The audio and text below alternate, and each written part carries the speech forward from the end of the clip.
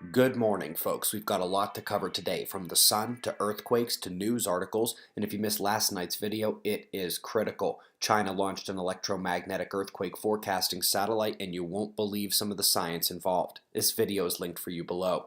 We also had an amazing news article yesterday we'll revisit today because it's just that important. Let's get started over at spaceweathernews.com. While they haven't produced anything major yet, the bright regions incoming from the left side, the eastern limb, are slightly raising the solar flare X-ray flux this morning. We'll be eyeing them today as we now come check out solar wind telemetry, definitely coming out of the coronal hole stream now, and Earth's geomagnetic system is calm and quiet. The departing equatorial coronal holes would have their wind arrive at Earth tomorrow or Monday, if indeed it intensified the plasma stream. And speaking of streams, let's come to 9 Reese's SOHO processing. You might recall that NASA and NOAA are without processing for the public for weeks as they do their upgrades, and so we've got the raw data and we'll bring those to you. By the way, the large object visible on C3 is Venus. It is currently heading out of that frame to the left, while in the next 4 or 5 days we're going to see Mercury come into that frame from the right side as it is set to conjoin the Sun mid-month. Looking quickly at Stereo A, currently 4 months behind our orbit and able to see what's going to be turning in to face Earth on the Sun. Solid coronal hole visible there. We'll probably be seeing that one by next weekend.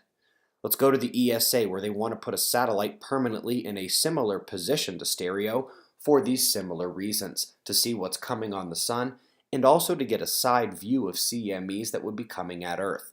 At the L5 point, it would not need to burn thrusters, just orbit and watch. And from that position, it would indeed be perfectly placed to see what is coming up next to face Earth, and it would fortify CME tracking by helping to gauge plasma speed and the breadth of the ejecta.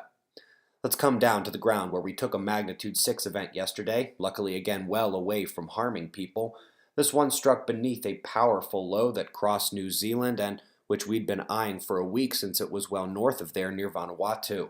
Also having an odd uptick in the North Atlantic this week, even odder that these can't be cryoseisms out on the water, just a subterranean disruption and swarm.